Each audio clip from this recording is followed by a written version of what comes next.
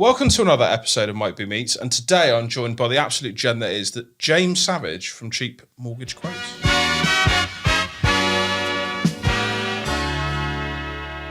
How you doing? Yeah, good. Yourself? Really well, thank you, mate. Thank you so Good. much for coming on the show. Thanks for having me. No, I appreciate it because obviously we've known each other for a few years now. Yes. You've been a client of mine at Big Box as well a few times actually, Yeah. in the past. Yeah. Obviously, you have also recently looked after my mortgage, I have, which I really appreciate because it did need looking at. did, yeah. We sorted that out. We Especially did. in the times of fluctuations as we're in at the minute. And actually, I want to talk about that in more detail with you a little bit later in the show. But what I would quite like to do is find out where did Cheap Mortgage Quotes come from? Where did James Savage come from? Oh, my God. I'm sure there's several options and opinions about that, but we'll stick on a more professional basis. So I was working for a London investment firm 6 years ago, probably 7 years ago I started with them, and they provided a product in the UK market space, and it soon became apparent that they were providing a product that they effectively couldn't deliver. Yeah. So they made the entire sales force or management tier redundant. So I was faced with redundancy, unexpected, and they got rid of all of us. And it was at that point where I thought, do I really want to go into the whole 9 to 5 working for someone, doing it their way, or do I want to do it my way? And I decided to do it my way. So, And you certainly have done that, buddy. yeah, six. And fair play to you. 6 in April. Wow, that's amazing. 6 in April. So, decided to do mortgages my way for the people. No jargon, no nonsense. And that's what I liked about you, buddy, because I obviously have a customer experience of working with you recently and in the past. And I like that. It's that there was no jargon with you. There was no nonsense. There was no confusion. You explained everything really well, even to someone as stupid as me when it comes to mortgages. And I came out of it, knew what I was doing. I knew the benefits. You talked to me, and you found it's a really good rate, and all this kind of stuff. And at the moment, rates are important, right? And there's a lot of confusion around the housing market. Do you want to tell me a little bit about what's been going on? Well, I think, touched on a point you just mentioned first, is that the reason why we do the no jargon, no nonsense approach is because so many people out there think that finance has to be complex. Yeah. They think it has to be difficult. They think that it has to be, someone sat behind a desk in a suit and talking at them in words they don't understand. Yeah. And it doesn't have to be. And that's why we've set up the way that we have, is to provide that and to show people that finance doesn't have to be scary. No. It doesn't have to be worrying. It doesn't have to be difficult. It doesn't have to be confusing where you sit there and go, I'm just going to sign and hope for the best. You kind of know what you're doing. You know what you're getting into. And that's especially important. Well, it's always important, but never more than now when the financial economy is just all over the shop. It is. You don't know where you're coming or going. As you said, rates are up and down. They're rising, but they're falling. But the base rate's gone up, but yet mortgage rates have come down. And why is that? And the interest rate's going up, the cost of living's going up, and everyone's a bit confused. And everything's all over the place. And I think, ultimately, no one really knows what's going to happen because, COVID hit everyone in many ways, in ways that they couldn't understand or plan for. And, we're now in this space where we're post-COVID, but inflation is at an all-time high. We're trying to get that down through raising interest rates. It's worked to a point. Inflation has started coming down a tad. Yeah, they have got some of it under control. Yeah, but the base rate has gone up still to try and curb that. But the swap rates in which banks lend money to each other, they've fallen. So therefore their rates are coming back down again. And I don't think we're going to be ever back to the 0.1% that we were. That was a ludicrous time, right? It's gone. Yeah. Yeah, it's gone. So we need to kind of just look at the landscape that we're in now and think this might be the norm going forwards. So when we talk about the norm, right? Because I'm in my mid-30s myself, right? And I think a lot of people that kind of watch the show, our businesses, are around that kind of millennials kind of age, right? And we've all heard our parents talk about we had to put up with 18, 19, 20% interest rates, sort of stuff. Obviously now we're what? 3-4%? 3-4, yeah. So what's going to be the norm? I mean, I know you can't exactly say it. No, I mean, the kind of market noise through research houses, equity houses, fund managers, they're all kind of thinking that by the end of 24 we should see some stability. Okay, that's good to know. And the landscape will probably look around the 2.5-3% mark. But again, something could happen in Anything. the next 2 years Yeah. that just throws it out the water. So I mean, inflation might tank, and then they might fall rates to get inflation back. We don't know. But the kind of noise, the kind of idea is that it's kind of late 2s, 3s by the end of 2024. Yeah. And I think that's a conversation that we had. It was, yeah. About your rate. Which is why I fixed for 2. Why Exactly. do we just do a 5? Yeah, so... And that's the thing, isn't it? It's you never really know, but all you can do is give people information in a non-jargon way, which is what you do. Yeah, yeah. And that works brilliantly. And I've had someone use your service. I would highly endorse you to anybody watching as well. Now I want to talk about why we're kind of in a position where you have to talk to people in a layman's terms way about finance, because I think this is the case as well. We weren't taught this at school, were we? And I certainly wasn't. I wasn't. So... And okay, we may have been taught how to do the Pythagoras theorem, or taught how to this many apples plus this many oranges equals a banana, right? Yeah. But the useful things that we've all had to use during life, and I'm not knocking teachers by any stretch of imagination, they've got enough on their plate, and I appreciate that. But the useful kind of maths that we've used in our daily lives, like interest rates, well, I can't even think of one because I haven't been taught it, right? No. But this is a lot of the reason why you've had to obviously explain to people in more simple terms what they're getting for their money. Now, one thing I know that you are really passionate about is actually going into schools and helping the next generation learn more about finance, aren't you? Yeah, I've done it for 2.5-3 years now. It's something that I strongly believe in. I don't get any financial reward for it. It's done completely free in my time. I don't ask the schools for any donations or even any marketing. Yeah. It's just something I passionately believe in. I mean, the amount of people that I encounter who could tell me or explain what photosynthesis is, but don't know what an interest rate is. Great, I agree. And I think I'm not saying that they don't need to learn what they're learning. What I'm saying is there's clearly a gap into other areas that they need to know about. And the feedback is always great. It's great from teachers, it's great from parents, and it's great from the kids. We did a day together, didn't we, at Richard Lander School a few months ago? Yeah, that was an entrepreneur day. Yeah, it was, yeah. So CV skills, interview skills, stuff like that. And that's something I get involved in as well. I'll go into schools when they have like a CV writing day and help them write their CVs. I help them with interview days. We've got some coming up actually, where we go in and we sit down and we kind of do mock interviews. Yeah. Tell me about yourself. And it's nothing taxing. It's just getting students to talk to someone from outside the establishment in like an interview format. Yeah. Getting ready for life, essentially, isn't it? Yeah. Getting them having a chat and just saying, look, a CV is important, but it doesn't have to just be 3 pages of A4 writing on a piece of paper. No. You can make it creative, you can make it exciting, and make your character comes out. And it talks about personality again. And actually, I did a podcast last week with Simon Vincent, which I think you've seen. Yes. And that was about ChatGPT and about how personality can't always be portrayed in ChatGPT. And actually, the future, a lot of people are talking that kids are now starting to use it to do their homework, and it's going to be the future. It's going to be their future that essentially AI is going to kind of write their copy. But we talked about how personality was really, really important. And actually, what you're saying about CV writing is really important. Well, as an employer myself, and you owning your own business as well, you want to see like people with personality, because that's how businesses are created. That's how archetypes are created. Yeah. And to have people also that are coming out of school that are knowledgeable about not finances in like, stocks and shares and the depths of it, but at least Bitcoin experts. Exactly. But at least coming out knowing that if they're going to take a credit card out, what are they going to be paying back? What's the interest rate? All that sort of stuff. And just knowing what the jargon is before they start. I mean, it's even talking about, future goals and planning for the future. I mean, a prime example is when I go into the schools, we talk about saving for a future, a pension.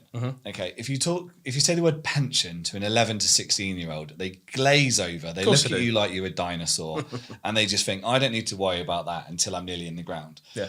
The truth of the matter is, if you want to save a large sum of money, it's easier to do it little and often than it is in big chunks for a short period of time.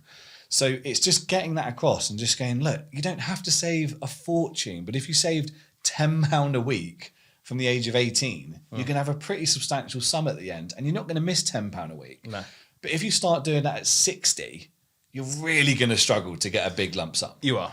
You know, and it's just making it fit for younger minds to kind of understand and look at the importance of it. And I think it's true in that actually, I mean, I work in advertising and marketing. Maybe I'm part of the problem, right? But when you're seeing these DFS adverts come up, you know, I'm not going to slate DFS because every company does it. Other sofas are available. But when you see these adverts come up, you can get a sofa, interest-free credit, 4 years, £5 a month. Yes. You're like, oh, I haven't got 500 quid for a sofa, but I'm going to get that so because it's a £5 a week. Yeah. But it's understanding that, right? You could save up for it, okay, over the period of time. Yeah. But because it's a 0% interest rate, it's probably worth doing, right? Because it's 0%. yeah. You're not losing anything. It's the same as you say. Yeah, that's the nail on the head. But if it's 25%, yeah. that's a different story, right? Yeah, and you know, it's explaining that debt doesn't necessarily, or credit doesn't necessarily have to be a bad thing. Yeah. You know, some credit can be good. Like I say to students, if you want to buy a car or a computer or whatever you're into, right, and you've got £10,000 in your bank, and you think, right, I'll go and buy that car with the £10,000 cash, and it's just going to go down in value, and I'm going to lose money over the time.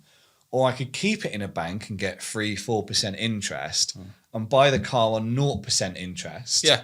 And pay it off monthly, and I'm still earning interest on the money that's left in my bank account. And you know, I did some of that with my student loan. I got my student loan through, and then just put it in a savings account, which paid me at the time more than I'd paid back in student loan interest over the years. So why wouldn't you? Exactly your right. Your quid's in. And it's just explaining. I mean, don't get me wrong. I did some stupid things when I was kids. I mean, I'm into cars, so I was just buying a car every 6 months, losing money on it, 7% finance, whatever. But you know, and that's because I had no one telling me and going, it's not the best thing to do. Yeah. You know, finance is okay, but you've got to do it the right way and make it work. It's like store cards, you know, they're a big thing, I think, for a lot of people. Yeah. You know, going in there, especially, you know, teenagers, if they're going in or whatever to buy clothes, as long as they're over the age of 18, they'll get a store card, they'll spend 300 quid on clothes, they look great, but they don't realise actually you've got to pay back rather than 200 quid, you might have to pay back 400 quid over time for those clothes. Yeah. And it's the danger. I mean, I think we all had, when we were younger, we were all a bit reckless with money. I certainly was, you know. I never got myself into serious problems, but I know people obviously that have. And it's just the lack of education. So props to you, man, for like going out there and trying to help people. It's just so easy to get into it. And you know, we talk about gambling as well in a negative way and the impacts of gambling that they get people from a young age now. You know, like computer games, when you buy a gun for like £10 or whatever. So we didn't have that when we were younger, did we? No, we didn't. But that's how they're getting it into that, you know, spend money and you get a reward for it. It's like the FIFA Ultimate Team thing as well, isn't it? You buy them, you got it. Like packs, or that's dangerous and stuff. It's that spending money and having that feel good factor, those endorphins that come through with spending the money, and that's effectively what gambling is. Yes, is when you're spending money in the hope that you'll make it. And we talk about the importance of that for young students as well. And you know, look for the signs of, you know, a little bit of it is obviously okay, you know, betting on football or whatever when it's your team playing. But that's different to spending £100 a week and consistently gambling. Well, that horse that I know nothing about, go over that line quicker than the next horse. Yeah, you know? That's a dangerous game. But yeah, absolutely love it. Yeah, and I think the kids really enjoy having someone coming in and talking to them. I've heard some really good feedback from like people that I know that you know that have said that your days that you do are just fantastic with the kids. Yeah, and the teachers as well.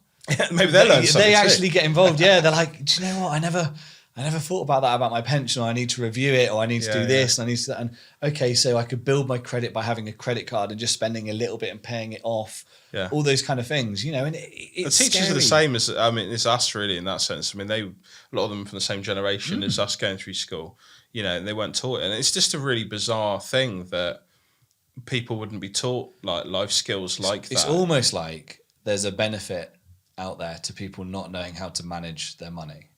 But that's me being a pessimist. I won't go into that. Do you know what? It's true. You know, I mean, I think people that are fairly uneducated in certain fields like finance or whatever, you know, marketing could be a lot more they could be a lot more susceptible to clever marketing techniques, different I words. think if people are in debt, they can be controlled. I agree. Yeah, it's not a good place to be. No. And actually, yeah, teaching people that actually live within their means, look after their finances, stuff like Yeah. that. You know, I think we live in a society that's very wants instant gratification all the time. And I think we all need to learn to get out of that, especially with the way that the world's going, whether that be the economy or society. Yeah, and sadly, I think a lot of companies out there make money through debt. So Definitely. therefore, it's in their best interest to have people in debt because it's making them money. You know, it's the same as the energy cost rising. They're profiting from an issue within the energy market. So it's within their interest to create this issue. Yeah. Because then their profits rise and their prices go up. And this is it. And I actually want to touch on that because going back to mortgages again now for a second, what is the cost of living in the energy crisis and all this sort of stuff? What kind of impact is that having on your clients at the moment? It's quite a large one. Obviously, with rates going up, mortgages have gone up. You know, I mean, I can empathise with all of my clients because my mortgage came to an end last month. Same as me. So I was in exactly the same boat as everyone. I was going, right, okay, what do I do? Do I do this? Do I do that? My mortgage has gone up by, you know, a few £100s just because of interest rates have risen. And it's being able to talk to people. And then when you look at it and you think, okay, well, your mortgage might go up by £150 a month. And you think, okay, some people may be able to suffer that cost. But then you think, oh, hang on, your electric's gone up by £200 a month. Your gas has gone up by £100 a month. Your food shopping. Your food shopping has gone up. And it's okay, you know, celebrities coming on, not naming names and saying, well, you could just work more and earn more. But people can't just work more and earn more. You can't just turn up to work and do an extra 10 hours a month. I think over the last 3 years, we've all been through enough, frankly. Yeah, and you know, companies don't have it. So many people can't just ring their boss and go, I'm going to do an extra 20 hours this month. No. Yeah, no worries. I've got the budget for it. The companies don't have it at all. No, they haven't. Like a lot of them are paying back their bounce back loans now that they may have taken to keep the company afloat during COVID. You know, you might have other business owners that have had to lay people off and actually load more work on the staff that they've got. And that's the thing. And if businesses can't afford it, they can't afford to then pay their can't staff pass it more. on. Yeah, and absolutely. And it is honestly a chain. You know, I think a lot of people will look at business and go, "Oh, we're not paid enough. We're not paid enough." It's not their fault either. Yeah. I think there's some bad eggs as there is in anything, right? But I think in the most part, business owners are kind of paying their staff as much as they can. Certainly the ones that I know anyway locally. Oh yeah, absolutely. But they're only it has a knock-on effect. Yeah, they're still going to have bills and everything else that's being passed on. And you know, I did a post yesterday about the rental market. So I saw that. 66 houses a day are leaving the UK rental market. Wow. That's a huge number of properties that are now not available for rent anymore because the landlords, the owners are not making money anymore. No. You know, their rates have gone up, their mortgages have gone up. If they don't put their rent up, their profit margin's reduced. And they're thinking, right, I just can't do this anymore. More legislation is coming in to reduce that profit again. So and I suppose if they put their rent up, they're less likely to get somebody to rent it because it's too high. Yeah, or it's knocking that onto the tenants, and then they go, okay, well, I can't afford it, so then they're leaving the market. Yeah, and it's just this knock-on effect that's affecting everyone. I mean, there's some things that people could do. I think the first one really is to go through your outgoings. Because you'd be surprised at the amount of money you spend that you don't need to. Subscriptions. Barclays have been focusing a lot with their marketing recently. What subscriptions do you have that you've forgotten about that go out every month? Netflix, Amazon, Spotify, Apple Music, Amazon Prime, Disney Plus, all that Plus, stuff. Yeah. All these types of things. And you could go through it and go, okay, well, I could get a Fire Stick if they have them all on. I don't have one. I don't know how they work. But there is ways that you can cut back. I mean, yesterday I had an energy bill for my gas that I've used, and it was an estimated bill. It came through. It's £385 and 10p for 2 months gas usage. Wow. But it was estimated. Yeah. When I took the meter reading myself and rang up, they said, "Okay, thanks for the reading. We'll re-establish your bill." It was £97 and 20p. Okay, so let's So do your it meter saved readings me more. £288 a month. Yeah. Or over 2 months.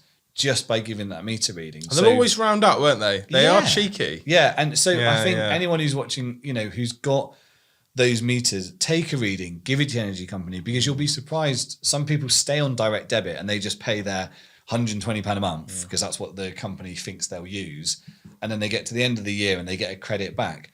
fantastic. You get a credit back Yeah. or you get a credit on your account, but you needed that money 12 months ago. Yeah. So- Especially with everything that's going on at the moment. So just give readings every month and pay for what you use rather than what you estimate your use to be. So It's also another things we thing can at the do. moment as well. I mean, I was talking to a client of mine yesterday that works in the kind of telecoms industry, and it's alleged that apparently everyone's broadband price roughly is going to go up by around 15% at the end of this month. Right. 15%. It's huge. You know, the likes Huge. of BT and other companies like that are going to raise them.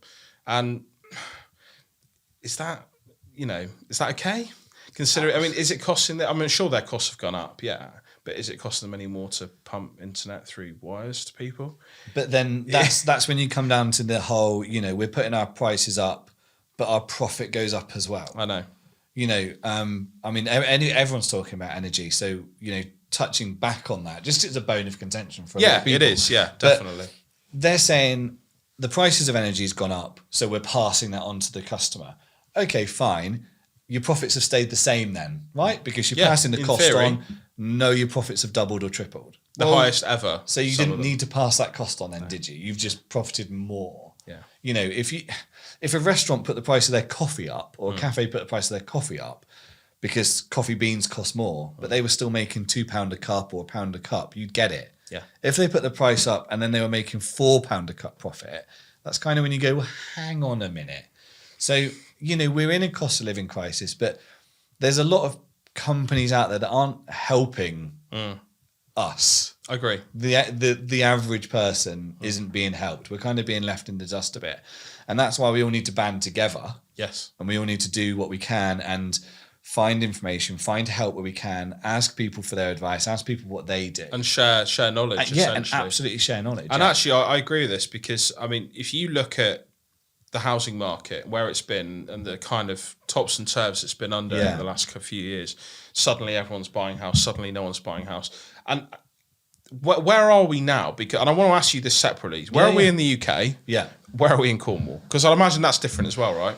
Yeah, I mean, there was last time I looked, it was up until September, October time, but UK house prices have risen by 18%. Cornwall 26.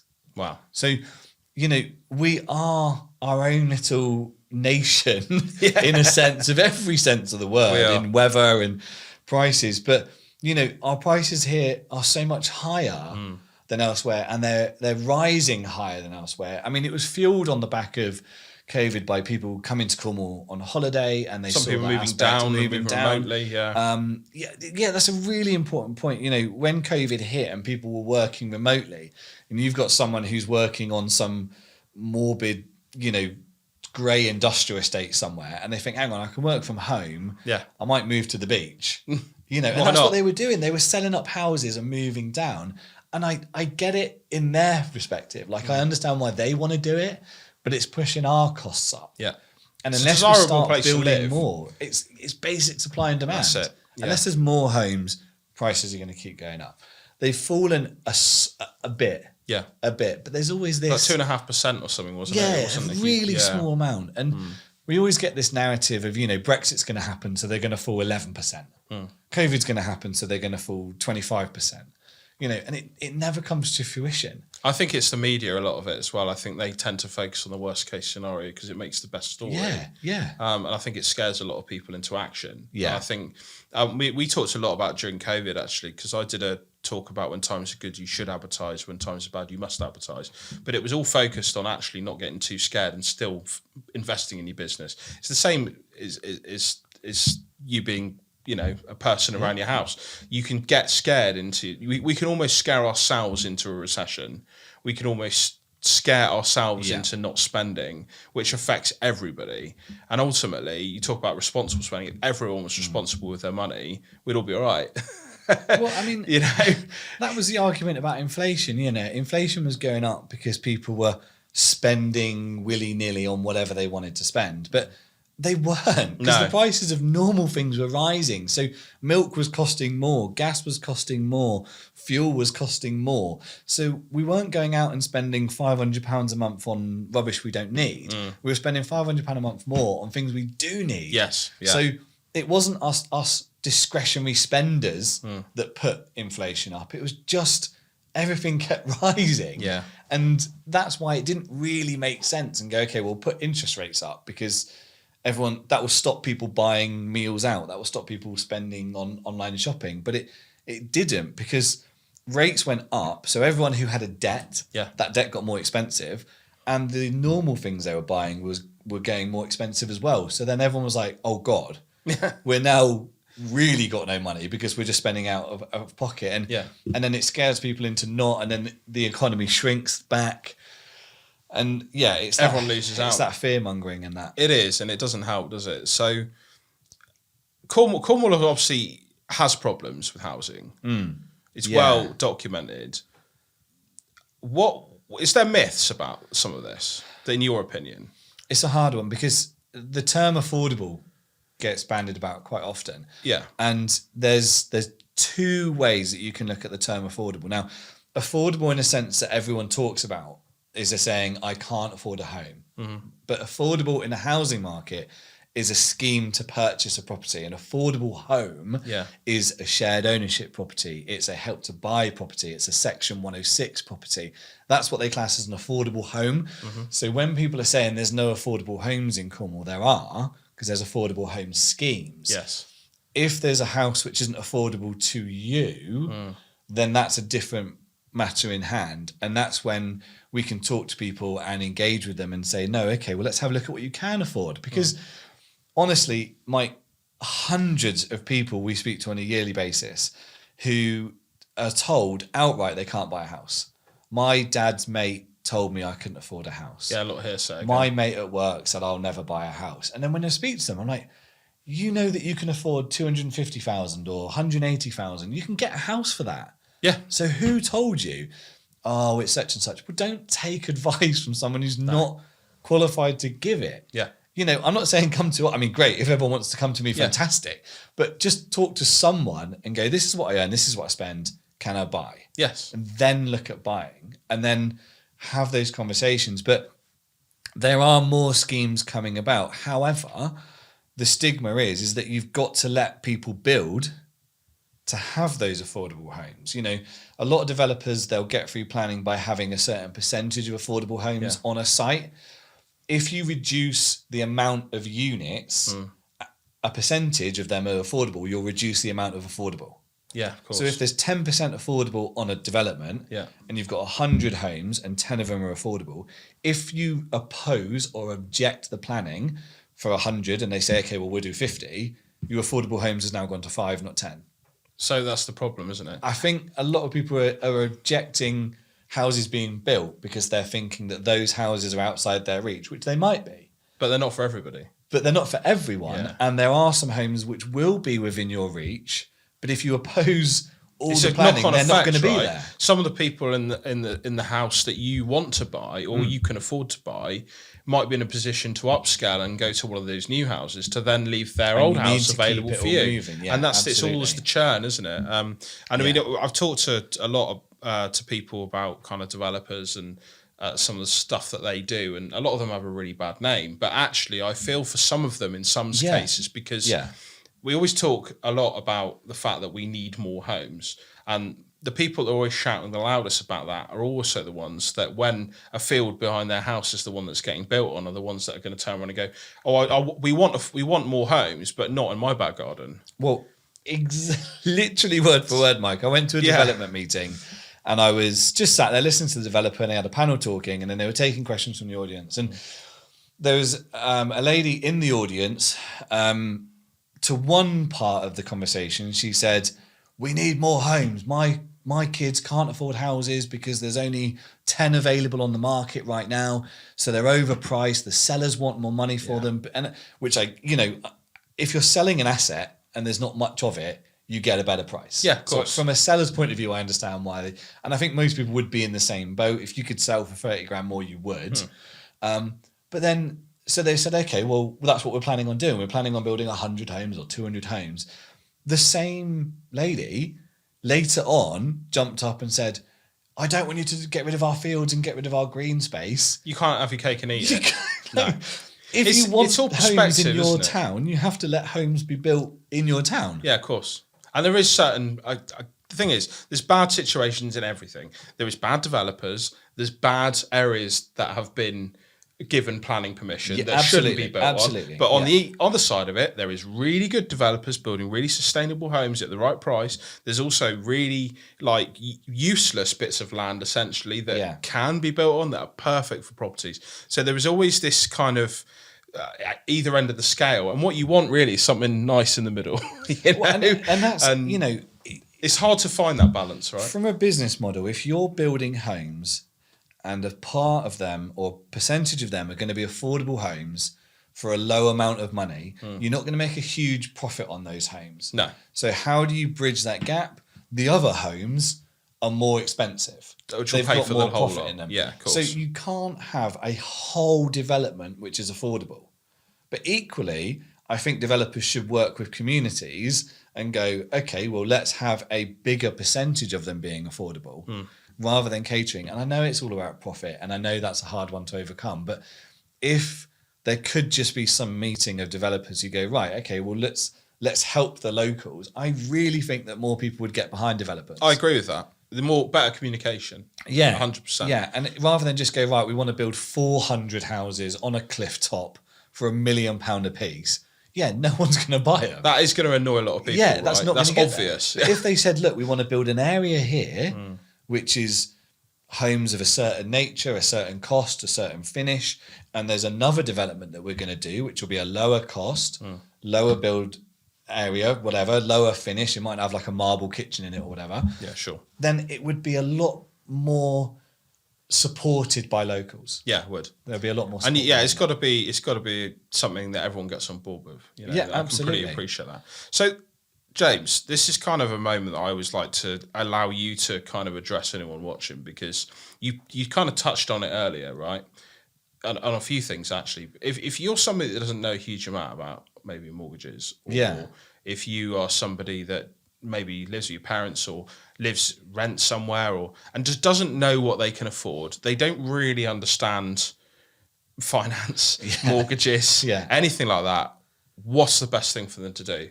Obviously to get in touch with you, but what's the process? Yeah, I mean, look, all of our advice to a point is completely free. Yeah. So picking up the phone or emailing me or going on the Facebook page, Cheap Mortgage Quotes, and just pinging up a message and saying, hey, I just want to know how much I can borrow. Is a house within reach of me? Yeah, it takes us 10 minutes to figure out. You know, we don't send you an invoice afterwards. It's just, here you go, here's a number. Yeah. Is that a number that you can use to live where you want to live? If so, let's have more of a chat and I'll talk you through it. Definitely. Right? And But actually, there's- people need to have mortgage in principles, which is another thing people may not know if they're looking for a property, right? Yeah, a lot of some estate agents now have relaxed a little bit. Oh, But- okay. Good. But on the back of See, COVID, I didn't even know that. So that's well, good. yeah, I mean, so when COVID ended and people were allowed back in homes, there was still kind of that fear factor of I might get sick, I might catch something, and you know, whatever people's opinions are, that's up to them. But because of that, they didn't want everyone in their house for no reason. So they were saying we only want buyers who have been effectively pre-approved or they've got this mortgage in principle to come in and have a look around the home. So estate agents were saying, right, we want that certificate, we want that mortgage in principle for you to come in. A few of them have relaxed on it now, but it absolutely doesn't hurt to see if you can get a mortgage. You need to know what you before can going afford to look. before you go and... Absolutely. Yeah, it's I mean, like a car. I wouldn't go and look at, I don't know, a Lamborghini, knowing full well I couldn't afford it. No, because you go and see it, you love it, Yeah. you know, you get your hopes up, etc. Exactly. So, you know, find out what you can afford and then you go, oh, okay. And it doesn't necessarily have to be a negative thing. It can be a positive. You know, we speak to people every week who go, oh, wow, I didn't think I could get that much. To be honest, we had that same conversation, We did, right? yeah. You and I. Yeah. I won't tell you what I can afford, everybody, because that's not for a podcast. But I can James, see you at Rock. open my eyes. Yeah. I know. I've got my swimming pool now. So thank you, James. But yeah, I mean, I obviously opened my eyes to what I could afford. And I owned a house for 10 years, and I didn't know what the next step was or what I could afford. So that's another thing. If you do already own a house and you're not sure what the next step is, again, get in touch with you, right? Yeah, absolutely. And if you do... We'll put the numbers as well, at the bottom. yeah. And I mean, if you do work in a school or you're anything to do with a school and you want me to come in and do the finance workshop, it's catered for 11 to 16, but we've done Truro College, we've done Newquay College. Please get in touch. It's completely free. It's about an hour, and it covers all things of finance on a light basis, and it just kind of helps give students an understanding of what they'll encounter when they go out there past school age. Well, what I'll do, James, on this podcast, we'll put your details on there. So any Sure. teachers or head teachers or careers leaders or whoever that are watching, they can get in touch. And obviously share it on LinkedIn. Yeah, Facebook, fantastic. And I'm sure you will as well. But thank you so much for coming on the show today, James. You're an absolute gent, and I really enjoyed that conversation. And thanks for everyone watching from home. If you want to come on an episode of Mike B Meets, this is now going to be a Mike B Meets YouTube channel on its own, which is going to be quite amazing, actually. So, yeah, please send us a message if you want to come on the show. But thanks very much for watching. See you soon.